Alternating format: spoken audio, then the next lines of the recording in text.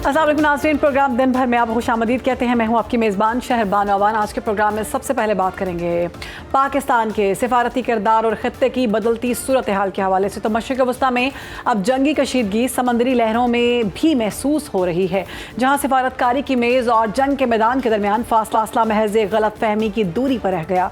Jazeera जासे के करीब अमरीकी जंगी जहाज़ पर मिसाइलों की दस्तक और तेहरान का स्टेट ऑफ होमस पर मुकम्मल अस्करी कब्जे का ऐलान आलमी मईशत की शैर राग पर तनाव की नई लकीरें खींच रहा है। एक तरफ सदर ट्रंप प्रोजेक्ट फ्रीडम के तहत 15,000 फौजियों और 100 तैयारों के साथ समंदरों पर अमरीकी बालादस्ती बहाल करने के दावेदार हैं, तो दूसरी तरफ ईरानी पासरान इनकलाब ने दो टोक पैगाम दे दिया कि ट्रंप को नामुमकिन जंग या खराब डील में से किसी एक का इंतखाब करना होगा। क्या वाशिंगटन अपने ज़्यादा से ज़्यादा मुतालबात से दस्तबरदार होकर दुनिया को किसी बड़ी तबाही से बचा पाएगा, या आज शुरू होने वाला अमरीकी ऑपरेशन एक नए आलमी तसादुम का पेश खैमा साबित होगा? इसी तपते हुए माहौल में इस्लामाबाद का किरदार एक मरकजी पुल बनकर उभरा है, जहां नायब वज़ीर आज़म इसहाक डार की मुतहरिक सिफारतकारी ने पाकिस्तान को खित्ते में अमन का नागुज़ीर ज़ामिन बना दिया। अमरीकी कब्जे से ईरानी जहाज़ के अमले की बाहिफाजत पाकिस्तान मुंतकली और तेहरान का इस्लामाबाद की सालिसी पर गैर मुतज़लज़ल एतमाद इस हकीकत की गवाही है कि अमन की कोई भी राह अब पाकिस्तान की दहलीज से होकर ही गुजरेगी, जहां इब्राहिम अजीज़ी जैसे ईरानी रहनुमा अमरीकी मुदाखलत को जंग बंदी की वर्जी करार दे रहे हैं। इसी पर बात करेंगे।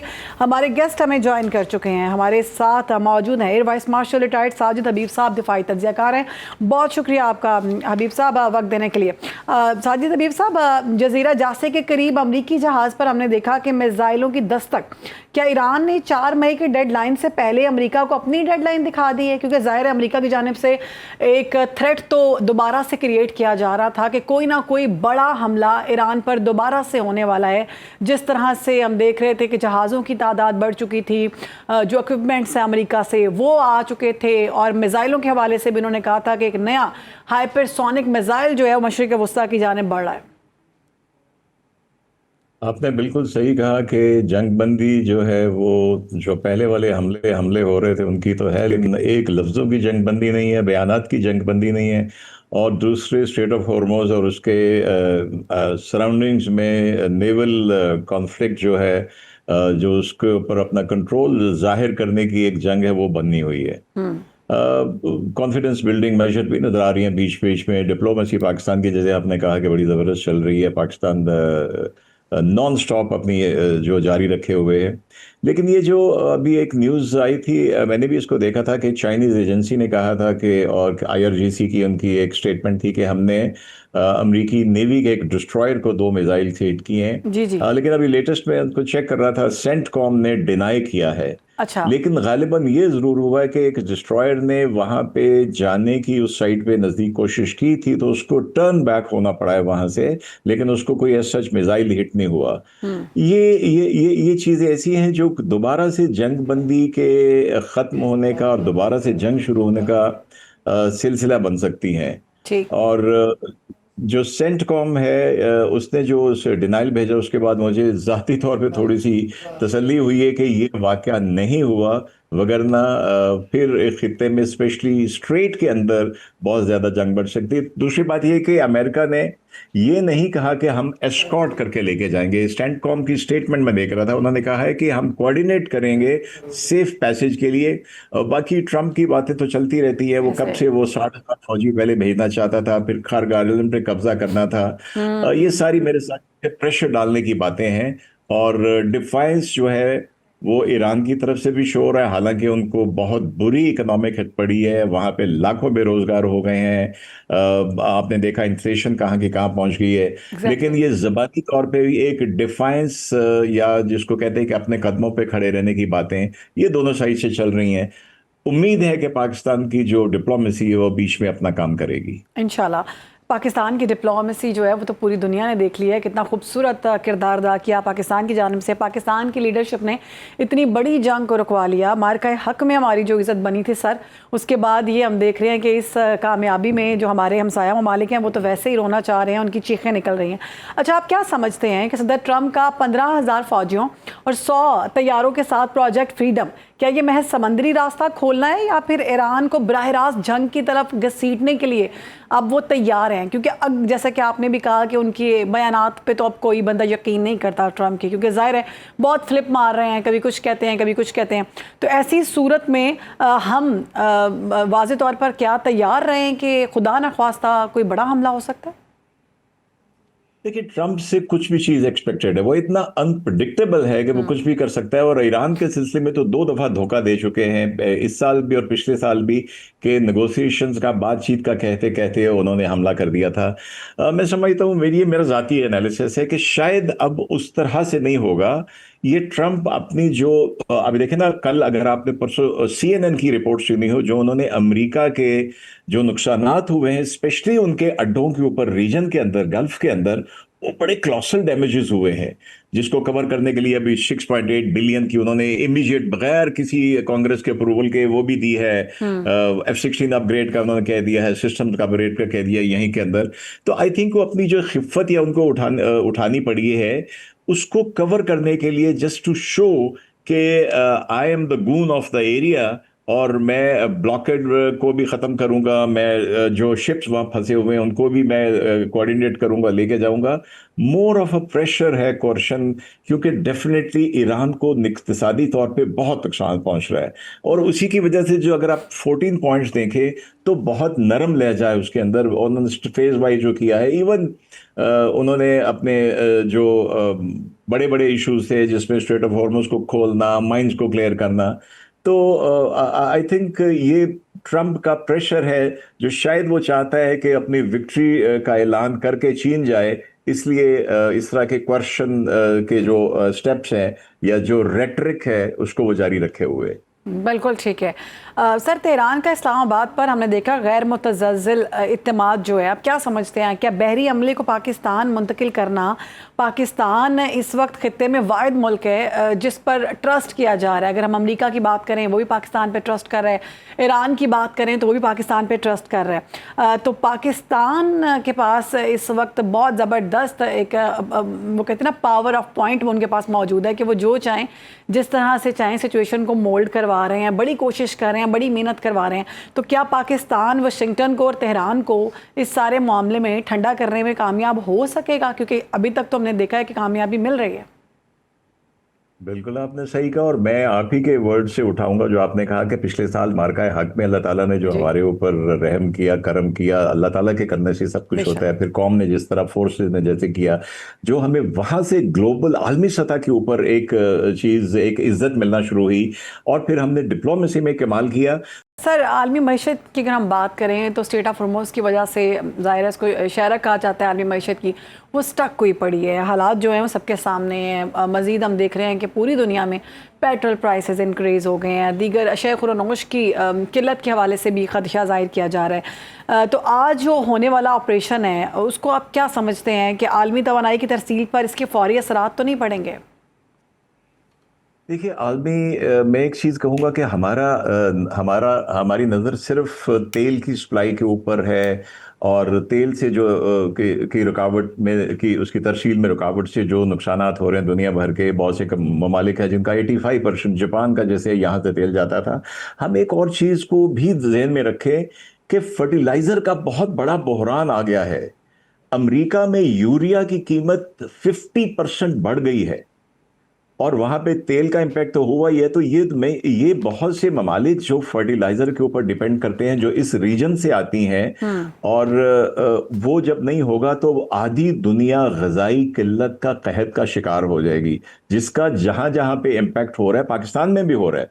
लेकिन अमेरिका में मैं एक उनकी रिपोर्ट देख रहा था फार्मर्स की, कि वर्जीनिया में द फार्मर्स एसोसिएशन कह रही थी कि 50% यूरिया का खर्चा जो उनके बढ़ गया है। और इवन सिंपल सी एक बात है, जो एक फार्मर अगर कह रहे हैं कि पहले मेरा ट्रैक्टर 1 आवर चलाने का जो है $45 खर्चा होता था, नाउ इट इज $100। तो ये असर अमेरिका को भी कर रहा है। जो ट्रम्प कहते हैं कि हमारे पास बड़ा तेल है, हमें कोई फर्क नहीं पड़ रहा, लेकिन उनको और बहुत सी चीजों पे, उनको डिप्लोमेटिकली फर्क पड़ा है, उनको आलमी सफारतकारी में नेटो के साथ उनकी नहीं बन रही है। कितने नेटो के कंट्रीज जो हैं वो इससे उनको कोई फर्क नहीं पड़ रहा कि अगर अमेरिका नेटो से निकल जाता है, तो फर्क तो उनको भी पड़ रहा है, बहुत ज्यादा पड़ रहा है। लेकिन मैं ये कह रहा हूँ कि मल्टीपल चीजों में माइनिंग में फर्क पड़ रहा है। सल्फ्यूरिक एसिड जो एक बाई प्रोडक्ट है ऑयल का, जब ये उसमें डिफरेंट प्रोडक्ट्स बनाते हैं उससे माइनिंग होती है। और कौन सी माइनिंग डिस्टर्ब हो रही है? जो सारी ईवी व्हीकल्स, ये लिथियम आयन बैटरीज जो बनती हैं और चिप्स बनते हैं, तो बज़ाहिर हमें सिर्फ एक तेल के तरसील में रुकावट नजर आ रही है, लेकिन इक्तसादी तौर पे ये बहुत बड़ी बड़ी जो डिफरेंट फील्ड्स हैं उसमें इफेक्ट कर रही है।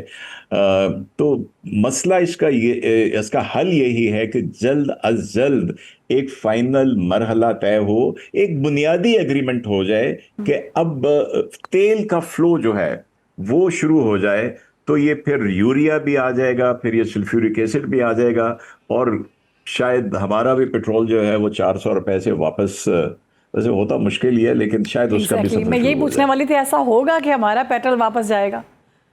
क्योंकि अभी तक तो हमने यही देखा है कि जो बढ़ गया वो बढ़ गया, वापस नहीं जाता। शहरबाज़ बिल्कुल सही करिए, लेकिन अगर नीचे ना आया तो उसमें ईरान का या हॉर्मुज़ का कोई कसूर नहीं होगा, ऐसा ही हमारा कसूर होगा। बिल्कुल ठीक है, बहुत शुक्रिया। Air vice marshal retired Sajid Habib साहब मौजूद थे और इस सारे मामले के हवाले से गुफ्तगू कर रहे थे। आगे बढ़ेंगे, दोबारा से जिक्र करेंगे भारत का और भारत की आबी जारहियत का, और सेंतास माहिदे की मुसलसल खिलाफ वर्जियों ने एक बार फिर खित्ते में वाटर वॉर का खतरा पैदा कर दिया है। दादो शुमार के मुताबिक दरियाए चनाब में पानी की आमद के 11,900 क्यूसेक की अचानक और बड़ी कमी रिकॉर्ड की गई है, जिसके बायस हैदमराला के मकाम पर पानी की सतह महज 9,000 क्यूसेक रह चुकी है। पाकिस्तान ने इस मुजरिमाना खामोशी और पानी पर डाले गए डाके पर नई दिल्ली से सख्त वजाहत तलब की है, क्योंकि पानी के बहाव में ये गैर फितरी तातुल बैनुल अक़वामी कवानीन और दो तरफा मुआहिदों की खुली तज़लील है, जिसका मकसद बराह रास्त पाकिस्तान की ज़राअत और मईशत को निशाना बनाना है। दूसरी जानिब इरसा ने भी खतरे की घंटी बजा दी है, जहाँ रवां साल खरीफ की फसलों के लिए पंजाब को 31% और सिंध को 29% पानी की किल्लत का सामना करना पड़ा। एक तरफ भारत पाकिस्तानी दरियाओं का गला घोंट रहा है, दूसरी तरफ हमारे डैमों में पानी की गिरती हुई सतह मुल्क की फूड सिक्योरिटी के लिए एक बड़ा चैलेंज बन चुकी है। अगर आलमी बिरादरी ने मोदी सरकार की साबी जारहियत का नोटिस ना लिया तो पानी का ये बहरान ना सिर्फ दोनों ममालिक के दरमियान कशीदगी को हवा देगा, बल्कि पाकिस्तान के जरखेज़ खेतों को बंजर करने की भारतीय साजिश भी कामयाब हो सकती है। अब वक्त आ गया है साबी जारहियत का भरपूर सिफारती और कानूनी जवाब दिया जाए। इसी पर बात करेंगे। हमें ज्वाइन किया हमारे मोअज़्ज़ज़ guest brigadier retired Ghazanfar Ali साहब ने हमें ज्वाइन किया है। बहुत शुक्रिया ब्रिगेडियर साहब वक्त देने के लिए। ब्रिगेडियर साहब, अब वाकई वक्त आ चुका है कि खुलकर भारत से इस बात का पूछा जाए कि जब दिल चाहता है हम देखते हैं आबी जारहियत उनकी जानिब से की जाती है, और अब सूरत हाल इस हद तक पहुँच चुकी है कि हमारे जो खेत हैं वो बंजर होने की सूरत तक पहुँच चुके हैं। बहुत बहुत शुक्रिया आपका। बिस्मिल्लाहिर्रहमानिर्रहीम। मेरा ख्याल आप कह रही है वक्त आने की बात, मैं तो ये समझता हूँ कि वक्त बहुत पहले था जो हमने गवा दिया। अब तो इस वक्त वो जो एक सेइंग है ना कि पानी सरों के भी बहुत ऊपर से गुजर रहा है। जब वक्त था तो उस वक्त हमने मुकदमे ही नहीं लड़े कि भारत डैम जब बना रहा था तो हमारी हुकूमत और हमारे जो इंडस वाटर के चेयरमैन थे सो रहे थे, बल्कि वो भारत जाके भी सो गए थे एक साहब। जी जी। अब लोग कहते हैं कि उनको पैसे दिए गए थे या क्या दिया गया था, और किसी हुकूमत ने जो over a period of time रही है, इतनी दुख की बात है कि पाकिस्तानियों के मुस्तकबिल से खेला जा रहा था, लेकिन उस वक्त की हुकूमतों ने कोई सीरियसनेस नहीं शो की कि भारत को रोके।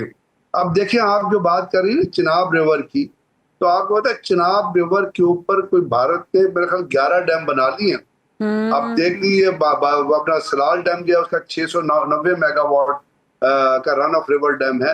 आप बगलियार को दे दिए, वो भी 900 मेगावाट का है।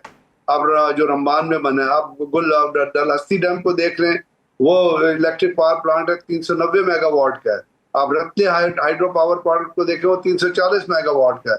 इसके अलावा आप वो और डैम बना रहे हैं, किरू पे एक डैम बना रहे हैं, एक पाकल दल डैम बना रहे हैं, एक कोई समरकंद डैम बना रहे हैं।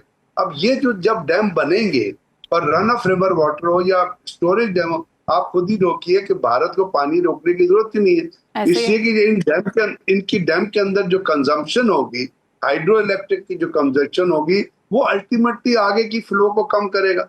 अब उस फ्लो का पानी कहाँ आता है? ये हिमालय से, कराकुम से, हिंदू का शहर से जो दरिया निकलते हैं, और आप देखती है कि चिनाब आके जेलम को ज्वाइन करता है। जेलम जो 774 किलोमीटर चलता है, चिनाब को 60 किलोमीटर चलता है। तो आप मुझे बताइए ना कि जब इसके ऊपर इतने डैम मौजूद होंगे, झेलम पे, चिनाब पे, तो पाकिस्तान में पानी किस तरह पहुंचेगा? पानी किस तरह आएगा? पानी आप एग्जैक्टली। हमारे जो झेलम की कैपेसिटी है वो भी आपको पता है, जो आपके अपना जो चिनाब रिवर की कैपेसिटी है वो भी आपको पता है कि अब वो कैपेसिटी जो डैमों की कैपेसिटी है वो उस कैपेसिटी पे काम भी नहीं कर तो रहे। ब्रिगेडियर साहब, एक मासूमाना सा सवाल है, तो फिर हम क्यों इंतजार कर रहे हैं कि वो लोग डैम्स बनाएं और पानी जितना भी है वो जखीरा अपने पास कर लें? हम क्यों डैम्स नहीं बनाते हैं? आपसे यही तो मैं भी अर्ज कर रहा हूँ, यही तो हमारी कौम का सबसे बड़ा अलमिया है कि जिस वक्त इस चीज को रोकना था और जिस वक्त इस चीज को इंटरनेशनल अदालतों में लेके जाना था, या जिस वक्त इस भारत को, उस वक्त की हुकूमतें जो आज ही की यही पार्टियां हैं जो आज हुकूमतों में है, यही उस वक्त भी हुकूमतों में थी। दरमियान में परवेज मुशर्रफ की हुकूमत आई थी, दरमियान में इमरान खान की भी हुकूमत आई थी। हम तो हमारी हुकूमतें तो, I am sorry to say, but they had been sleeping over the issue, they were not bothered के क्या कर रहा है हम भारत क्या कर रहा है। बल्कि हम आईसीजे में, हम इंटरनेशनल कोर्ट में मुकदमा लेके भी गए थे। उन्होंने सवाल ये किया था, गालबन अगर मैं गलत नहीं कह रहा तो, उन्होंने कहा जी आपका पानी तो चलता है पूरे पंजाब में, मतलब है जैसे मराला सेंटर होता है या झेलम सेंटर होता है, रावी सेंटर, वो पानी चलता चलता जाके अरेबियन सी में गिर जाता है। आपने रास्ते में कितने डैम बनाए हैं उसको रोकने के लिए? एग्जैक्टली। हमारे पानी अगर आपने कंज्यूम करना था, जब भारत पानी छोड़ता है तो आप देखती है कि पंजाब में, लोअर पंजाब में और सिंध में किस तरह की तबाही आती है, और हर साल आती है। अब तो हर साल तबाही आती है और हम उसके लिए पैसा जमा करते हैं, हम उसके लिए डोनेशन मांगते हैं, हम उसके लिए दुनिया कहते हैं आए जी हमारी मदद करें, हमारे मुल्क में सैलाब आ गया, लेकिन हम रास्ते में डैम नहीं बनाएंगे। यानी आपको रास्ते में कोई ऐसे 4-5 स्टोरेज डैम बनाने चाहिए, 6-7 स्टोरेज डैम बनाने चाहिए। जहाँ अब कालाबाग डैम बनना था, कालाबाग डैम अगर बनता तो कितनी स्टोरेज कैपेसिटी आपकी डेवलप होती और कितना पानी वहां जाके रुकता, जो आगे ना जाता, बल्कि कालाबाग डैम की स्टोरेज कैपेसिटी फिर आप वहां से नहरें निकाल के अपनी मर्जी के मुताबिक पानी छोड़ सकते थे। तो क्या कालाबाग डैम बन गया? क्यों नहीं बना? कभी सोचिएगा। यहाँ पे पाकिस्तान की पॉलिटिकल पार्टीज हैं जो भारत से पैसे लेके कालाबाग डैम की मुखालफत करती रही हैं। यहाँ पे वो एक सेल्फ नरेटेड सा इशू, एक सेल्फ कंसीव्ड इशू जनरेट किया गया कि जी अगर कालाबाग डैम बन गया तो नौशेरा डूब जाएगा। जो वापडा के चेयरमैन थे, जो गवर्नर फजल हक थे, उनके भाई थे एक जमाने में, उन्होंने ब्रीफिंग दी थी बाकायदा ज़ियाउल हक के जमाने में कैबिनेट को कि जी नौशेरा नहीं डूबेगा, लेकिन बस ज़ियाउल हक ने भी नहीं बनाया। क्यों नहीं बनाया? अब तो ज़ियाउल हक भी उस जमाने में आइडियल टाइम था कि आप कालाबाग डैम बना देते। मुशर्रफ के जमाने में आइडियल टाइम था कि आप कालाबाग, क्योंकि पॉलिटिकल गवर्नमेंट के दरमियान तो डैम नहीं बन सकते, वो तो इन्हीं किस्म के इशू को लेके चलेंगे कि फिर नौशेरा डूब जाएगा, फलाना डूब जाएगा, ये डूब जाएगा, वो डूब जाएगा। भारत ने ये नहीं परवाह की कौन सा डूबेगा। अब देखिए ना, उन्होंने जहाँ पे जो डैम बनाए हैं, उन्होंने वहां पे मतलब है सलाल डैम बनाया है रियासी में, और अंबान में उन्होंने डैम बनाया, उन्होंने अपना हर जगह पे वहां पे डूबा कोई इलाका, रियासी डूब गया, रंबान डूब गया जहां उन्होंने डैम बनाया। तो बात यह है कि वो देवर कंसर्न कि हमने इसको पाकिस्तान को किस तरह, वो उस वक्त से इस पॉलिसी पे अमल कर रहे थे। आज हम रोएंगे तो फायदा कोई नहीं होगा, because Bharat is in controlling position. वो जब चाहे, जब वो डैम, जब देखिए ना आपने पिछले दिनों देखा होगा कि जब उनका डैम भर जाता है वो दरवाजे खोल देते हैं तो पाकिस्तान में सैलाब आ जाता है। अब एक तो वैसे अपनी जमीनों को बंजर कर रहे हैं, दूसरी तरफ से वो भी दहशतगर्दी करते हैं जब पाकिस्तान के अंदर उनके डैम खोलने की वजह से सैलाब आ जाता है। तो हम क्या उसके ऊपर what aggressive action we are taking, other than कि हम फिर दुनिया की चीखना शुरू कर देते हैं, लाओ जी लाओ पैसे दो सानू, हमें जी रिलीफ की चीजें दें जी। फिर वो रिलीफ की चीजें पता चलती है यहाँ जो आती है टर्की से, जो रिलीफ की चीजें आई थी वो वापस होकर दोबारा टर्की चली गई थी कि वहां पे जलजला जब आया था, ये भी याद रखिएगा जी। तो हमारे तो ये चीजें, ये बड़ा सीरियस इशू है। अब सोचना ये है कि इसको पॉलिसी लेवल पे अब किस तरह एड्रेस किया जाता है, क्योंकि जैसे आप फरमा रही हैं और ठीक कह रही हैं कि पाकिस्तान के अंदर जो किसानों की जो जमीनें हैं वो बंजर हो जाएंगी, तो उनको कहाँ से हम पानी सप्लाई करेंगे? एडिशनल पानी कहाँ से आएगा? आप ट्यूबवेल से तो, इतनी जमीनों को ट्यूबवेल से तो पानी नहीं सप्लाई कर सकते ना।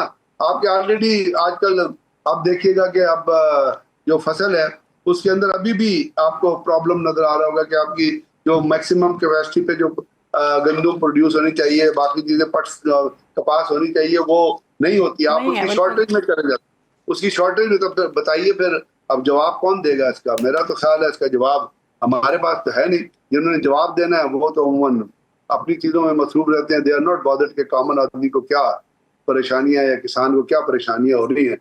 तो हमने तो 11 कंपनियां बना दी हैं, बिल्कुल ऐसे ही है ब्रिगेड साहब। जवाब जो है वो तो पता नहीं अब कौन देगा, लेकिन आप क्या समझते हैं कि बैनुल अक़वामी क़वानीन और सिंतास मुआहदे की इन खुली खिलाफ वर्जियों पर आलमी बिरादरी और वर्ल्ड बैंक की खामोशी का अगर हम अंदाज़ा लगाएं तो दिफाई नुक्ता नज़र से इसका क्या मतलब है? ज़ाहिरा आपने जैसे कि दुरुस्त फरमाया कि देर तो हमने कर दी है, अभी भी हमारे पास ऑप्शंस क्या हैं होश के नाखून लेने के लिए? हमें क्या करना चाहिए? ऑप्शन तो यही है कि जैसे सिंतास मायदा है ना, उसमें वो बायलैटरल नहीं है, उसके अंदर world bank is the guarantor, और वो वर्ल्ड बैंक के कहने पे अब सिंतास मायदा जो हुआ था उसके लिए 1960 में पाकिस्तान की लीडरशिप तो इंडिया नहीं गई थी ना, नेहरू आया था पाकिस्तान, और उसके बाद वो सिंतास मायदा जो है वो अपने उसमें साइन किए गए थे, और उसके अंदर वर्ल्ड बैंक जो है वो गारंटर है। तो आप इसको उस तरह उसको हैंडल कर ही नहीं सकते। So Pakistan has to take up it to the world bank level and to the. बिल्कुल ऐसे है ब्रिगेड साहब। मार्का हक अगर हम बात करें तो माए दोबारा से आ चुका हुआ है, तो मार्का हक में भी इन लोगों की जानिब से ये सिंतास मुआहदे का बहुत जिक्र किया गया, इसकी खिलाफ वर्जी की गई, ये भी कहा गया कि हम आपका पानी रोक देंगे, और नाकाम कोशिश जो है वो नज़र भी आई। जो इनकी आवाम थी, मासूम आवाम, मैं उनसे कहूँगी कि उनको वाकई लगता था कि पानी इन्होंने रोक लिया है और पाकिस्तान में पानी जो है ना वो नहीं है। उस वक्त जो है एक थ्रेट की सूरत इख्तियार थी। बेशक पाकिस्तान मार्का हक में अल्लाह पाक ने उसको कामयाबी अता फरमाई। अब वो जब मामला हाईलाइट हुआ था, तो आप क्या समझते हैं हमारी अथॉरिटीज़ ने इस पर अभी तक कोई फॉलो अप नहीं किया? मेरा ख्याल फॉलो अप हो रहा है जो, लेकिन शायद ये जो ईरान अमेरिका जंग की वजह से काफी सारी चीजें दब गई हैं। इसका केस तो क्रेक अप किया हुआ है, और पाकिस्तान ने इसके ऊपर एक बड़ा फर्म स्टांस दिया है कि जी हम अगर आप ये अभी इजाजत करेंगे तो it will be considered as an act of war, और अगर एक्ट ऑफ वॉर हुआ तो इसका मतलब है कि जो भारत ने डैम बनाए हैं दुलस्ती पे इसरा, उसको फिर टारगेट करें, उसको फिर जमीन सफ़े हस्ती से मिटाएं, फिर ताकि जो लोगों की जो एक देखिए एक दुनिया में इंटरनेशनली अगर आप इंटरनेशनल रूल्स पढ़ें तो ये जो पानी का रोकना है ना, ये एक क्लॉज है Geneva protocol, additional protocol, starvation of civilian, उसके ऊपर बाकायदा रूलिंग है कि कोई भी मुल्क जो है वो कोई ऐसा कदम नहीं उठा सकता even in case of war जहां पे आप सिविलियंस को उनकी बुनियादी जरूरत से महरूम कर रहे हो। तो ये वॉर क्राइम बनता है under the article starvation of civilians के अंदर। तो we have to invoke that article at the world level and tell कि अगर ये पानी रुका तो हमारे सिविलियंस की स्टारवेशन होगी। आप मिलिट्री साइड पर रहने दें, तो वो चीजें जो है उनको आपने कॉम्प्रिहेंसिव तरीके से पाकिस्तान को इंटरनेशनल फोरम्स को अप्रोच करना है।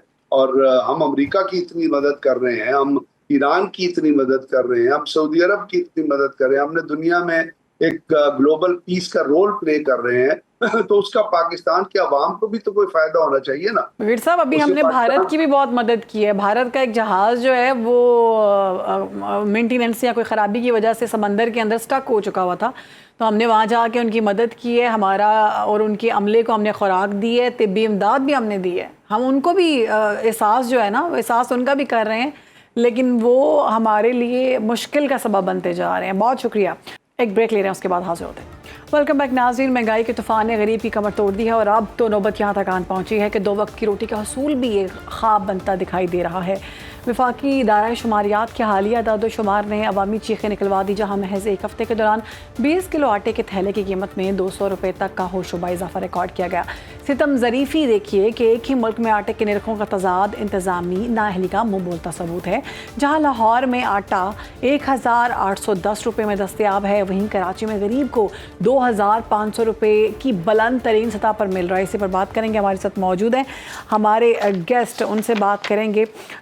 आमिर अब्दुल्ला साहब ने हमें ज्वाइन किया है, मेंबर हैं पाकिस्तान फ्लोर मिल्स एसोसिएशन के। बहुत शुक्रिया आमिर अब्दुल्ला साहब प्रोग्राम में वक्त देने के लिए। आमिर साहब, लाहौर में 1810 रुपये और और कराची में 2,500 रुपये, इतना ज़्यादा फ़र्क क्यों है? एक ही मुल्क में 700 रुपये के इस हौलनाक फ़र्क की मंतकी वजह क्या है? क्या जवाज़ है? मतलब एक ही मुल्क में इतना ज़्यादा फ़र्क? जी बहुत शुक्रिया जी। कराची का जो अब रेट 2,500 रुपये आप फरमा रहे हैं, मैं समझता हूँ कि ये पॉसिबल नहीं है। रेट चेक करने में कोई मिस्टेक हुई है। सर, कराची हमारे के जो रेट है नुमाइंदगान ने 108 ये रुपये। रेट, सॉरी आपको दोबारा से मुझे बताना पड़ेगा, हमारे नुमाइंदगान ने जाकर चेक किया है तो यही रेट बताया चेक जा रहा है। किया है, कुछ सुपीरियर क्वालिटी का कोई आटा होगा, कुछ मल्टी ग्रेन आटा होगा। मैं नहीं समझता कि नॉर्मल फ्लावर मिल का आटा इतना महंगा नहीं है कराची में। ठीक है। 1125 रुपए का मैक्सिमम रेट होगा 10 kg का कराची में, यानी 112 रुपए किलो बनता है मेरे हिसाब से, और यही पोजीशन है। कराची में 10 kg चलता है, इसको आप 20 kg में भी कन्वर्ट कर आमिर दें साहब, तो ये 22। 20 किलो वाले थैले की बात की जा रही है। जी जी, 20 किलो वाला भी 22 2250 से ऊपर कराची में नहीं है। ठीक इतना है। रेट कराची में नहीं, इसमें कोई मिस्टेक हुई है। ठीक है। और लाहौर में जो आप रेट फरमा रहे हैं कि कम है, तो लाहौर से कराची का और सिंध सूबे का कराची से जो है एक ट्रांसपोर्टेशन की कॉस्ट आती है, ओके। उसका भी एक डिफरेंस होता है। कराची नॉन ग्रोइंग एरिया है, हमें वीट लानी पड़ती है 500 किलोमीटर से 1,000 किलोमीटर दूर से, उसका एक कॉस्ट आती है, तो कॉस्ट कन्वर्ट होती है फिर आटे के रेट के ऊपर। यानी और जो लाम पेट्रोल वाला जो प्राइसेस रेट, इंक्रीज हुए हैं वो जाहिर है फिर वो इस सूरत में भी इंक्रीज हुए हैं। जी, ट्रांसपोर्टेशन की वजह से, और इंक्रीज को इतना ज्यादा ह्यूज नहीं है, ये एक नॉर्मल सिचुएशन है। पिछले सालों में आप देखें तो आटा 150 और 250 रुपए किलो तक भी पहुंचा हुआ है, लेकिन अभी एक रीजनेबल प्राइस है, तो इसमें कोई खतरे वाली बात नहीं है। और प्राइस आगे इतनी बढ़ती हुई कोई फील नहीं हो रही।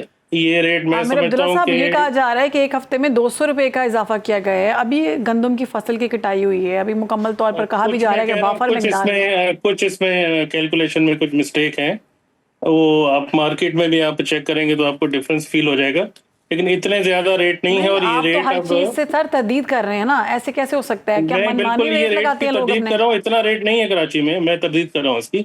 आप चेक भी कीजिएगा, फिर दोबारा हम बात भी करेंगे। इतना रेट कराची में नहीं है आटे का, इसमें कुछ ह्यूज डिफरेंस है। मैंने भी न्यूज़पेपर देखा था, ठीक है। आज के अखबार में खबर थी, फिर मैंने उसको क्लैरिफाई किया, ऐसा कुछ नहीं है। इतनी ह्यूज प्राइसिंग अभी नहीं हुई है कराची में, और ना ही आगे होने का अंदेशा है। ये स्टेबल चलेगा 3 4 5 महीने, इसमें कोई इतनी बड़ी कोई चेंजिंग की मुझे नहीं लग रहा कि कोई मकसद हो, या मतलब वीट को इतनी ऊपर नहीं जाएगी। अभी जहाँ पे वीट की प्राइस है ये एक नॉर्मलाइज है, चलेंगी कुछ महीने। क्योंकि अभी तो ये बताया गया है कि वाफर मिकदार में हमारे पास गंदम मौजूद है और अभी अभी जी एग्जैक्टली, हमारा सीजन है वीट का, वाफिर गंदम मौजूद है। पूरे पाकिस्तान में क्रॉप आई हुई है, तकरीबन 26 27 28 मिलियन टन की क्रॉप है। इसमें सिर्फ ये मसला है कि 70% क्रॉप पंजाब के सूबे में होती है, पूरे पाकिस्तान में फिर वहाँ से डिस्ट्रीब्यूशन जाती है। KPK में भी, बलूचिस्तान भी, सिंध भी, बड़ी क्रॉप का एक जो वॉल्यूम है वो पंजाब में होता है। अब पंजाब दूसरे सूबों को सप्लाई में कुछ हर्डल्स जो है वो क्रिएट कर रहा है। रेट इसलिए पूरे पाकिस्तान में कुछ जल्दी बढ़ गया गंदम का। क्या क्या हर्डल्स क्रिएट की जा रही हैं? पंजाब चाहता है कि उसके सूबे से गंदम बाहर ना जाए, हालांकि एक क्या कहना चाहिए, फूड बास्केट जो है हमारी वो पंजाब है। सही। उसमें आपके चावल हो, गंदम हो, खाने पीने की दूसरी अशिया होते हैं, फ्रूट होते हैं, वो पंजाब में सबसे ज्यादा होते हैं। पूरे पाकिस्तान की सप्लाई वहां से जाती है।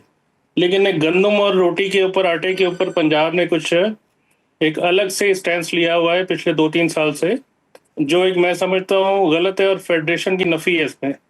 क्योंकि पूरे पाकिस्तान को लेके चलना है, जहां भी आपके पास कोई चीज़ अवेलेबल है, दूसरे सूबों का उसके ऊपर हक है। तो इसकी हक तलफी हो रही है दूसरे सूबों की पंजाब के स्टैंड की वजह से। ये तो इसलिए फिर आप रेट क्या समझते हैं कि ये जो गवर्नमेंट लेवल पे ये चीजें जो हैं क्या वहां तक नहीं पहुंच रही? क्योंकि जाहिर है ये जो वहां फैसले तक किए जाते पहुंच रही है। अभी इंशाल्लाह हम प्रोग्राम बना रहे हैं कि इसके ऊपर एहतजाज भी करेंगे, एक all Pakistan flower mill association के लेवल पे, कि इस तरह की डिस्क्रिमिनेशन नहीं होनी चाहिए। बिल्कुल। पूरा पाकिस्तान एक है, सब हमारे भाई हैं। जहाँ पे अगर कोई चीज ज्यादा है तो दूसरे सूबों को वहां से लाने की मिलनी चाहिए। इजाजत होनी चाहिए, वरना आपके पास इंपोर्ट के रास्ते भी खुले हैं। अगर कोई चीज़ शॉर्ट हो जाती है तो इंपोर्ट करना कोई मसला नहीं है। हमारे पास हर चीज़ इंपोर्टेड आ रही है, आपको पता है कुकिंग ऑयल भी आ रहा है और दालें भी इंपोर्ट हो रही हैं, तो गंदम इंपोर्ट करने में कोई इतना बड़ा मसला नहीं है। लेकिन एक अना का मसला मुझे लग रहा है पंजाब ने बना लिया है कि अपने सूबे में उन्होंने आटा सस्ता रखना है, दूसरे सूबों की मतलब ऐसी की तैसी हो जाए, वो रोटी जितने मर्जी की हो जाए, उनको कोई परवाह नहीं है। हालांकि पंजाब बड़ा सूबा है, उसको बड़े भाई का किरदार अदा करके पूरे पाकिस्तान को साथ लेके चलना चाहिए। ये हमारा एक मौक़िफ़ है और बहुत ही बिल्कुल ठीक है, ये इसको बहुत हम अच्छा लेके मौक़िफ़ है और इस पर अमल होना चाहिए। आमिर अब्दुल्ला हमारे साथ मौजूद थे, हमारे मामले के हवाले से गुफ्तगू कर रहे थे। आगे बढ़ेंगे, आपको बताएंगे चिन्योट का इलाका कोट मोहम्मद यार गंदगी की ढेर और सीवरेज के जौहड़ में तब्दील हो चुका है। मरियम नवाज के साफ सुथरा पंजाब मिशन पर मकामी इंतज़ामिया ने सवालिया निशान लगा दिया। इस हवाले से बात करते हैं, हमारे नुमाइंदे मौजूद हैं फरहान काजी से। फरहान, बताइएगा किन मुश्किलात का सामना लोगों को?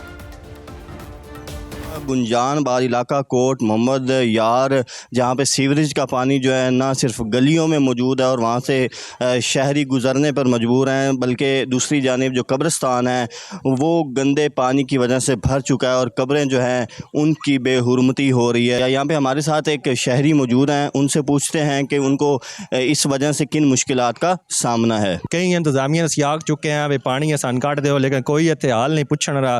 तो असी इंतजामिया से अपील करते हैं भी ये मसला हल किया जाए। पहले छप्पड़ साडा मसला कोई नहीं, तकरीबन 100 साल तो तकरीबन साडा छप्पड़ कायम आई थे, कब्जा ग्रुप आए ना उन्होंने जनाब जगह जी है सारी इन्हें कब्जे कर ली है। तो जिस में तो छप्पड़ का पानी सारा बाजारा चो गंदा पानी है जनाब, वो बच्चे बीमार हो रहे हैं, नित बच्चियों का स्कूल आना जाना है। जनाब वज़ीर आला मोहतरम अगे अपील करते हैं साडे ते रहम किया जाए, यदा पानी का कोई हल किया जाए। जी बिल्कुल, जिस तरह इनका कहना है कि उनकी आला हुकाम से गुजारिश है कि वो इस सीवरेज के पानी को जल्द से जल्द निकाल कर यहाँ पे सफाई का एहतमाम किया जाए ताकि वो मुख्तलिफ बीमारियों से बच सकें। जी, अहमदपुर शर्किया में मैप्को की मुजरमाना लापरवाही सामने है। स्कूल गेट के सामने लटकती नंगी तारें और ज़मीन को छूते मीटर्स किसी भी वक्त बड़े हादसे का सबब बन सकते हैं। इस बारे में मज़ीद जानते हैं हमारे नुमाइंदे जाहिद गुल से। जाहिद, बताइएगा।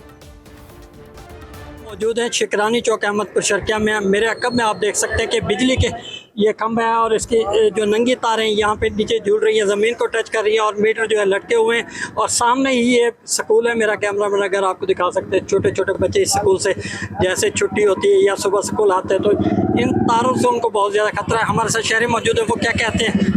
यहाँ ये स्कूल है और साथ में ये देखें तारें लगी हुई है। कई बार हमने वापटा वालों से भी दरख्वास्त की है कि बराह मेहरबानी इस तारों का कुछ करें, इन्वर्टरों का कुछ करें, लेकिन कुछ भी नहीं हो सका। जब स्कूल के टाइम छुट्टी होती है, बच्चे यहाँ पे खेलते हैं, तारों को हाथ लगाते हैं। मैं खुद छुट्टी के टाइम पे अपने बच्चों को जब रिसीव करने आता हूँ तो कोशिश करता हूँ कि मैं उनको ये बच्चों को इनसे बचाऊँ।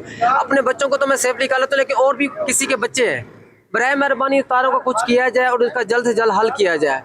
जी बिल्कुल, ये वापटा की जो नाहली है, ये छोटी सी गफलत से ये कीमती जानों का नुकसान होने का बहुत ज़्यादा खदशा है। हुकूमत को चाहिए कि नोटिस ले और ये जो तारें हैं इनको यहाँ से हटाएं और मीटर को ऊंचा किया जाए। जी, महंगाई के तूफान ने गरीब की कमर तोड़ दी। आपको बताएंगे कि महंगाई से बचाव के लिए गवर्नमेंट ऑफ पंजाब की जानिब से गरीबों के लिए एक रिलीफ पैकेज का ऐलान तो किया गया है, मगर आवाम उससे महरूम है। इसी पर रिपोर्ट तैयार की है शाहमा आलम खान ने, वो देखते हैं। जंग का शाखसाना कहिए, ये पेट्रोलियम क्राइसिस की कीमतों में इजाफा कहिए, महंगाई की चक्की में पिसते हुए आवाम के लिए हुकूमत पंजाब ने बाज़ इक़दाम किए हैं, जिनमें 2000 रुपये माहाना सब्सिडी दी जाएगी मोटरसाइकिल वाले हजरात को। इसके अलावा हुकूमत पंजाब ने पब्लिक ट्रांसपोर्ट को भी किसी हद तक फ्री किया है। इसके साथ साथ ट्रैफिक, जो भारी भरकम ट्रैफिक के चलान थे, उनमें खातिर खा कमी करते हुए उनको 500 से 1000 रुपये तक महदूद किया है। दूसरी तरफ देखना यह है कि अवाम इन इक़दाम से कितने मुतमईन है, कितने खुश हैं और वो हुकूमत को क्या नसीहत करना चाहते हैं। सब कुछ जानने के लिए चलते हैं अवाम के पास और उनसे पूछते हैं कि उनका क्या कहना है। महंगाई की वजह से मार्केटों को बड़ा असर पड़ता है। ये बड़ी मार्केटें हैं, यहाँ ज़्यादा असर पड़ता है महंगाई का। अब पेट्रोल के तो रेट बढ़े हैं, लेकिन उसकी वजह से चीज़ों में रेट बहुत ज़्यादा बढ़ गए हैं। और कस्टमर पहले अपनी रोटी पूरी करेगा, उसके बाद हमारी चीज़ें खरीदेगा। ये हमारे आइटम जो है नर्सरी आइटम है। 7-8 बजे के बाद ही कारोबार सही शुरू होता है और उसके पहले जो है मार्केट बंद, उससे 1 घंटा पहले लाइट बंद। ये कह सकते हैं अब 6 बजे का हमें टाइम मिलता है, 6 बजे के बाद लाइट चली जाती है, 8 बजे मार्केट बंद हो जाती है। बस इंजॉय कर रहे हैं। जो घर का किचन है वो इस महंगाई से मुतासिर हुआ है, बहुत ज़्यादा मुतासर हुआ। थोड़ा पता नहीं, बहुत ज़्यादा मुतासर हुआ है। तो महंगाई इतनी ज़्यादा हो गई है फिर पेट्रोल डीजल बढ़ा है, उसके बाद महंगाई में उन्होंने कोई ज़रा बर भी नीचे नहीं आई। यानी कि पेट्रोल डीजल कम हुआ था महंगाई भी नीचे आ जाए, सवाल ही नहीं पता था महंगाई नीचे आई। और फिर एक तबका यहाँ पे ऐसा है कि जो रिपेयरिंग का काम करता है, बिजली आएगी तो वो अपने बच्चों का रोज़गार अपने घर लेके जाएंगे, लेकिन वो बेचारे बड़े परेशान हैं। तो लिहाजा मैं हुकूमत से मुतालबा करता हूँ आपकी चैनल की वसासत से कि ताजरों का माशी कत्ल बंद किया जाए। हम आपके साथ ताउन कर रहे हैं और हमेशा करते रहे हैं। ब्यूरोक्रेसी अपनी मर्जी मनमानी करती है, अफसरशाही नहीं चलेगी। आवाम की जो सहूलतें वो भी मिलनी चाहिए, और दूसरा प्राइस कंट्रोल पे भी होना चाहिए। देखें ना, 135 रुपये डीलर शहबाज शरीफ साहब ने कम किया, ट्रांसपोर्टर ने किराए नहीं कम किए। पेट्रोल डबल ट्रिपल हो गया ना जी। जब पेट्रोल बढ़ेगा हर चीज़ बढ़ेगी, उस आपके खाने पीने की चीज़ें बढ़ेंगी, आपकी ट्रैवलिंग बढ़ेगी, आपकी ट्रेडिंग बढ़ेगी, वो सारा इफेक्ट तो पब्लिक पे ही आएगा ना, हम पे ही आना है वो। ये किसी दुनिया के कोने में नहीं हो रहा कि 10 बजे 8 बजे मार्केटें बंद करने, सबको करने दें कारोबार, सबने अपना हिसाब से देखना। अगर कारोबारी आप थोड़े कर देंगे आमदनी नहीं होगी। चलान उन्होंने टेम्परेरी कम किए हैं, वो एक महीने के लिए हुए हैं, 10 दिन के लिए हुए हैं, उसको गरीब आवाम को कोई नहीं इतना फ़र्क पड़ता। ठीक है, अब जो माड़ा बंदा है उसने तो चलना ही चलना है ना, उसने जाना ही जाना है, मोटरसाइकिल लेके जाए या जिधर भी जाए। अब किराए उन्होंने माफ़ कर दिए हैं, 1 महीने के लिए हुए ना, या तो परमानेंट हो तो चलो आवाम खुश भी हो। हमारी डेली रूटीन में हर चीज़ जो है वो उसकी कॉस्ट ज़्यादा बढ़ रही है। आपके जो घर की ग्रोसरी देख लें आप, उन सब की प्राइसेस हाई हो गई हैं। अब सिर्फ इन चीज़ों के ऊपर के पब्लिक ट्रांसपोर्ट फ्री कर दी गई है। आई डोंट थिंक ये चीज़ें इनफ हैं। ठीक है सर, हुकूमत के हालिया इकदामात को अवाम ने तो ऊँट के मुँह में ज़ीरा करार दिया है। दूसरी तरफ ताजिर हजरात का कहना है कि वो हुकूमत के जो पॉलिसीज़ हैं उसको लब्बैक कहेंगे, लेकिन हुकूमत चंद दिनों के बाद अपनी ही पॉलिसीज़ में तब्दीली ले आती है, जिससे उनका कारोबार खातर खा तक मुतासिर होता है। कैमरामैन वसीम सियाल के साथ शामा आलम खान, सुनो न्यूज़ लाहौर। शामा आलम खान की रिपोर्ट आपने जानी, और अब आपके लिए चलेंगे जामशोर, जहाँ पर बच्चों की तालीम के लिए सहूलियात ही वहाँ पर मौजूद नहीं हैं। बच्चे बेसिक सहूलियात से महरूम हैं, वहाँ पर उस्ताद भी नहीं हैं और दीगर सहूलियात भी नहीं दी जा रही। वहाँ पर मौजूद है हमारे नुमाइंदे आबिद अब्बासी, उनसे मज़ीद जानते हैं कि इन मुश्किलात का सामना करना पड़ रहा है। जी आबिद, कहिएगा। जी बिल्कुल, जामशोरों के नवाही गाँव शेर मोहम्मद खोसो में जो है गुज़िश्ता 3 साल से यहाँ के प्राइमरी स्कूल में टीचर्स की अदम दस्तयाबी के बाद जो 100 से ज़ायद यहाँ के स्कूल के बच्चे हैं, उनकी तालीम मुतासर हो रही है। इस वक्त मैं स्कूल में ही मौजूद हूँ और आपको मैं दिखाऊंगा ये मनाजर के देखें। ये स्कूल का जो क्लासरूम है, वहाँ पे ये 100 से ज़ायद जो बच्चे हैं वो बगैर टीचर के यहाँ पे रोज़ आते हैं। इलाके के जो मकीन है वो अपनी मदद आपके तहत इनको तालीमी सहूलियात वो फराम करते हैं, लेकिन हुकूमत की जानिब से 3 साल गुजर चुके हैं, स्कूल में जो है टीचर्स की फराहमी को यकीनी नहीं बनाया गया। यहाँ के मकामी जो काउंसलर है, कुछ दिन पहले DO प्राइमरी के साथ उनकी तलब कलामी भी हुई थी, जो स्कूल के इस तालीम की वजह से मुसलसल जदोजहद भी कर रहे हैं। उनसे बातचीत करेंगे। भाई, कितना वक्त हो गया इस स्कूल में उस्ताद नहीं है? मुसलसल 2 साल से हमारे स्कूल शेर मोहम्मद खोसा तहलका मांझंद डिस्ट्रिक्ट जामशोरों में उस्ताद नहीं आ रहा है। ऐसी शिकायतें मैंने ADO एजुकेशन पांदी खान और TO बहराम खान से की, लेकिन उन्होंने मुझे उस्ताद नहीं दिया। गुज़श्ता रोज़ मैं वहाँ पे उनसे मीटिंग में गया, मेरी उनसे तलब कलामी हो गई उस्ताद के मामले पे, तो उन्होंने मेरे ऊपर कोटड़ी DC गज़नफ़र कादरी के थ्रू एक FIR करवाई है। मैं आला इदारों से ये अपील करना चाहता हूँ कि DC को FIR करने का तो पावर है, क्या इसको स्कूल खोलने का पावर नहीं? और हम इतने दूर दराज इलाके के लोग, इन बच्चों का फ्यूचर तबाह हो रहा है, कहाँ पे जाएं? जी बिल्कुल, आपने इलाका वकीलों की बातें सुनी। इनका कहना है कि 3 साल से जो है स्कूल में टीचर्स नहीं है, जिसके बाद 100 से ज़ायद जो बच्चों का मुस्तकबिल है वो दाव पे लग चुका है। इनका मुतालबा है कि फौरी तौर पर जो है स्कूल में टीचर मुकर्रर करके और बच्चों के मुस्तकबिल को जो है संवारा जाए। प्रोग्राम से हमें दीजिए इजाज़त, आपसे मुलाकात होगी इंशाल्लाह कल। अल्लाह हाफ़िज़।